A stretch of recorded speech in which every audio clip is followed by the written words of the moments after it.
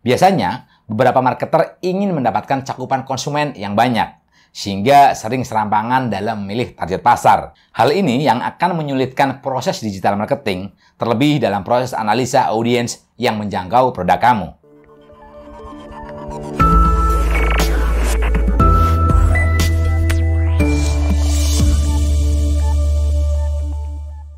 Banyaknya kemudahan yang ditawarkan oleh konsep pemasaran digital memang menggiurkan.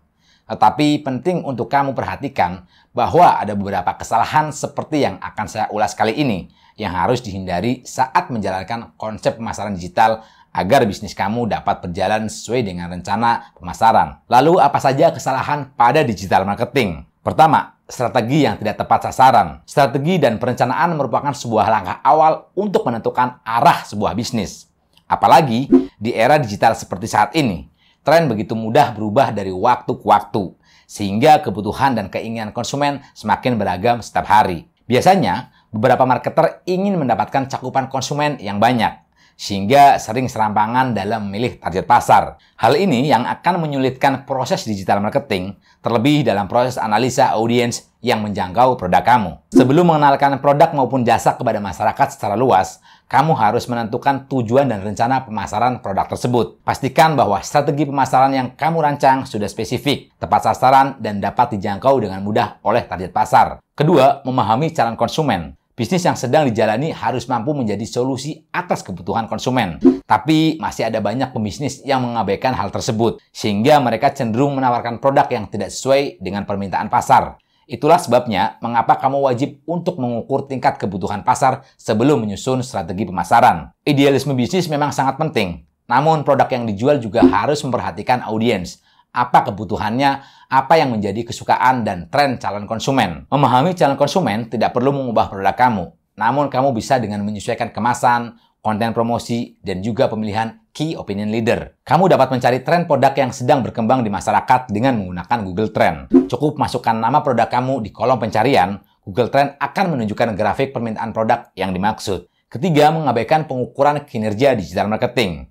Fungsi digital marketing tidak hanya fokus pada fitur promosi yang lebih mudah namun terukur. Padahal, salah satu inti seorang pembisnis menggunakan digital marketing adalah untuk melihat kinerja pemasaran melalui analisis angka. Berapakah audiens yang sadar dengan brand kita, mengunjungi website, atau mengklik iklan kita di mesin pencarian? Keempat, mengabaikan storytelling dan copywriting. Digital marketing erat kaitannya dengan konten. Hal yang paling penting dalam pembuatan konten adalah tulisan, baik konten desain maupun video. Peran copywriting sangat diperlukan untuk menyampaikan pesan yang akan diberikan kepada calon konsumen. Tulisan yang dibuat juga harus mampu memberikan kesan dan mengedukasi audiens, sehingga produk yang diberikan dapat disadari dengan mudah. Kelima, halaman website yang tidak rapi dan tidak lengkap. Website resmi perusahaan merupakan elemen pertama yang pada umumnya dituju oleh para konsumen ketika mencari informasi produk melalui mesin pencarian. Di era sekarang ini, bisa dikatakan bahwa website merupakan wajah bisnis kamu. Itulah sebabnya mengapa kamu perlu memastikan tampilan website mampu mengakomodasi kebutuhan para pengunjung, bukan malah akan membuat mereka bingung karena navigasi website yang rumit. Website bisnis yang baik harus mampu menghadirkan informasi, call to action, dan landing page yang jelas serta tidak merusak fokus pengunjung untuk menemukan apa yang mereka cari. Pastikan pula pesan yang kamu tampilkan di muka website singkat, jelas, namun informatif. Website yang tidak lengkap seperti tidak memiliki blog, tidak dilengkapi dengan informasi kontak atau about us juga dapat merusak reputasi bisnis kamu. Selain about us, nomor telepon dan alamat email perusahaan juga wajib ditampilkan dalam website untuk memudahkan konsumen menyalurkan pertanyaan, saran, dan kritikannya. Perilaku pengguna yang semakin dinamis menuntut sebuah website dapat diakses dimanapun dan kapanpun. 6. Iklan dan landing page yang tidak sesuai. Jelas saja menurunkan kepercayaan konsumen. Misalnya, kamu sedang mencari laptop murah di Google, lalu klik iklan yang tersedia. Tapi ternyata kamu malah diarahkan ke halaman website yang menampilkan tablet dengan harga fantastis. Untuk mencegah hal tersebut terjadi pada bisnis kamu, periksa dan analisa kembali elemen yang akan kamu tampilkan di landing page. Konten landing page harus sesuai dengan iklan yang kamu pasang di Google, Facebook, YouTube, Instagram, atau yang lainnya.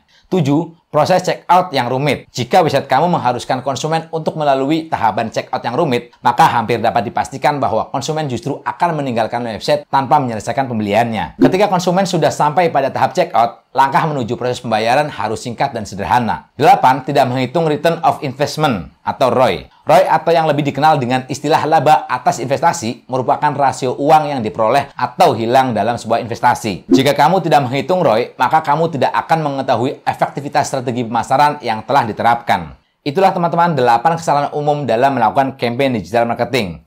Kamu harus benar-benar memperhatikan 8 hal itu kalau ingin campaign kamu berhasil. Semoga video ini bermanfaat. Sampai bertemu lagi di video selanjutnya. Kalau video ini bermanfaat buat teman-teman, silakan subscribe dan nyalakan loncengnya.